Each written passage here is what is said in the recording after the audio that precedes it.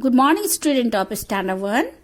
आज हम चैप्टर 8 यानी मेजरमेंट का रिवाइज करेंगे, क्योंकि आपका परहैप्स दिसंबर में एग्जाम होने वाला है। तो इसके लिए आपको मैं फिर से रिवाइज करवा दूं। आपने इसे ऑलरेडी पहले भी बना चुका है और एक बार फिर ट्राई करेंगे। अगर आपको कोई भी डाउट हो तो आप गूगल क्लास में आप अपने डाउट को क्लियर कर सकते हैं। अगर आता है तो एक बार आप फिर इसको रिवाइज करके अपने कॉपी में रिपीट करेंगे। तो लेट्स स्टार्ट। मेजरमेंट का मतलब होता है मापना।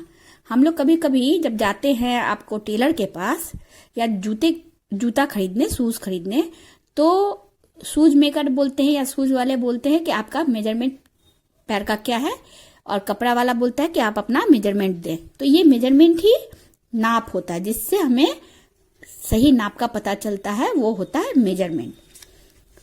तो अब इस लेसन को आपने पहले भी पढ़ा है, मैं इसे फिर से रिपीट कर रही हूं। यहां है आपका एक्सरसाइज 8A। यहां आप देखिए, how long are these objects? About paper clip long. इस पेपर क्लिप के द्वारा इस पेंसिल की लंबाई आप पता कर सकते हो। जैसे 1 2 3 4 5 6 7 8 9। तो ये है अबाउट 9 पेपर क्लिप लॉन्ग। ये पेंसिल कितना है, कितने पेपर क्लिप है? 9। आप यहाँ 9 लिखोगे। उसी तरह कॉम का भी है। यहाँ पे आपका कॉम का है, कैरियन से इसकी लंबाई नापी गई है, मेजर किया गया है। तो आप यहाँ कैरियंस को काउंट करेंगे। 1 2 3 4 5 6, यहाँ लिखा है ना 6 कैरियंस लॉन्ग। उसी तरह यहाँ ब्रश है। आप ब्रश का भी कितना पेपर क्लिप्स है, इसको आप काउंट करके इस बॉक्स में लिखेंगे। और फिर ये बुक का कितना कैरियंस लॉन्ग है, आप इसे लिखेंगे। हम लोग पहले के लोग नापने में डिजिट फिंगर्स पे, हैंड स्पैन यानी कि बित्ता, फुट स्पैन मैंने जब पैर से हम लोग नापते हैं, पहले ये के लोग ऐसे नापते थे, क्योंकि उनके पास मेजर करने का कोई दूसरा ऑप्शन नहीं था। अब हम लोग इंची टेप से या स्केल से नापते हैं। तो ये मेजर भी हो सकता है कि अगर आप एक हैंड स्पेन यानी कि एक बित्ता है, तो आप अपने टेबल को नाप के बता सकते हैं कि आपका कितना हैंड स्पेन लॉन्ग टेबल है, कितना हैंड स्पेन लॉन्ग बुक है। फुट स्पैन में भी वही बात है। क्यूबर्ड भी आपका वही है। देखिए, आपका कोहनी से लेके हाथ तक की जो लंबाई होती है, उससे आप नाप सकते हो। और यहाँ भी है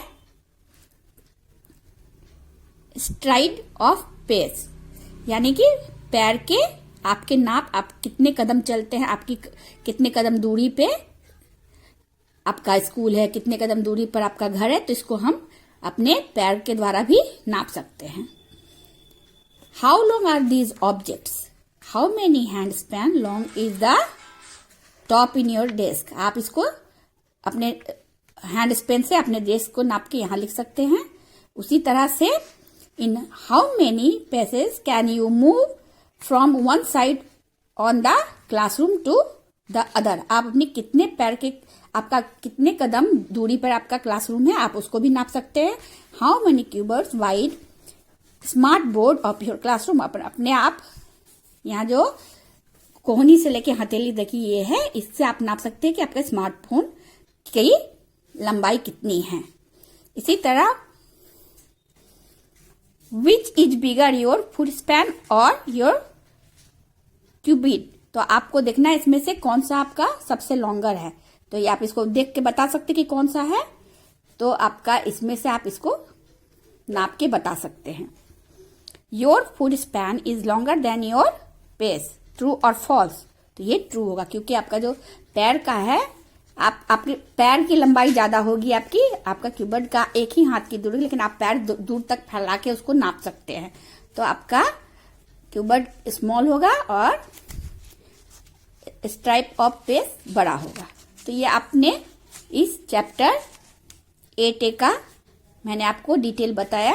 नेक्स्ट है 8B। इसमें आपने पहले भी इसको फिल किया है। आप देखिए इसमें क्या है, एक बॉक्स बना है।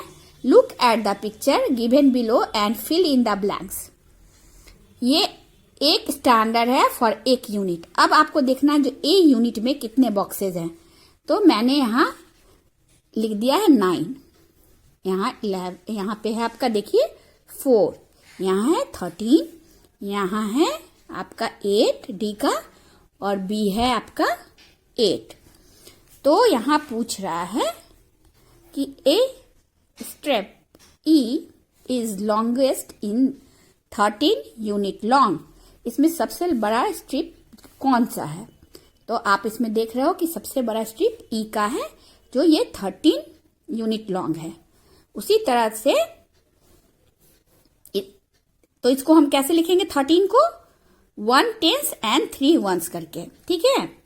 अब नंबर 2 है, ये स्ट्रिप जो है बी का लॉन्गर एज स्ट्रिप डी, इसमें कंपेयर किया गया है कि कौन सा लॉन्गर है।